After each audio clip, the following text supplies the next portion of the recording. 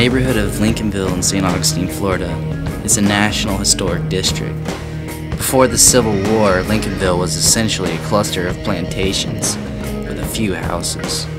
After the war, Lincolnville would become the heart of the newly freed black community. For the past 2 decades, Lincolnville has been listed on the National Register of Historic Places, basically for 3 reasons. 1, because it is this community founded by freed slaves after the Civil War. 2, because it has the greatest concentration of Victorian architecture in St. Augustine. You can go down this street and you can see in house after house the decorative woodwork trim that they call gingerbread on the porches of house after house.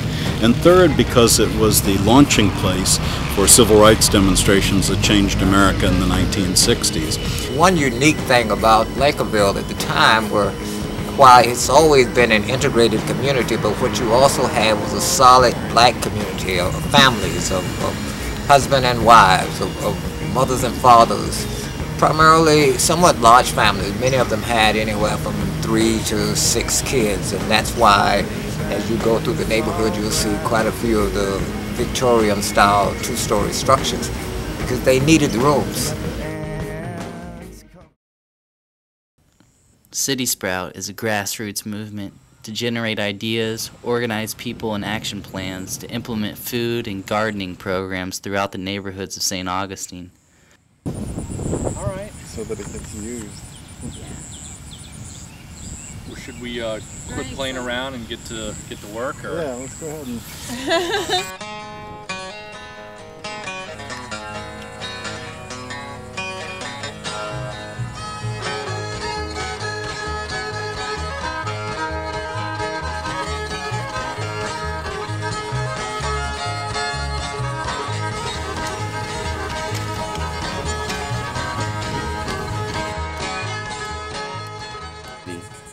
I'd like to see people, really benefit, come together more as a community, learn more about where the food comes from, realize that food just doesn't come from Publix, that we actually have to do a lot of work to get some vegetables out of the earth, to kind of understand the symbiosis that we have with the earth, kind of take care of it. I want people to avail themselves. Be there for the children. Whatever you can do, if it's monetarily, in-kind services, or doing something, or giving a presentation, or taking them to something important and special, to teach them the skills of life and living. I want people to do that. Okay? It's not about us. These are the generations coming. We want to enhance their mind with positive thoughts about themselves, that they're going to be carrying the torch for generations to come and generations after, and to instill in their mind so they can pass it on.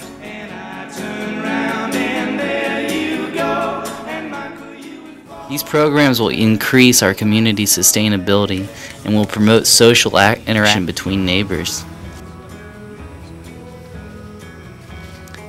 The City Sprout meeting place will serve as a funnel point to focus energies that are already percolating throughout our community.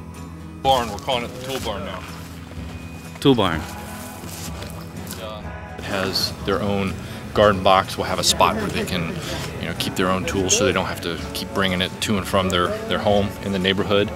But as you can see, it's going to be 336 square feet, so it's going to be very large for this size garden, but we're building it oversized because we have approval to expand the garden all the way out to the tree line. So once we do phase 2 and expand that way, this tool shed is going to be a perfect size to accommodate all of this activity that's going to be here at this garden. So whether you're harvesting organic produce or bringing a community together, there's always room to grow.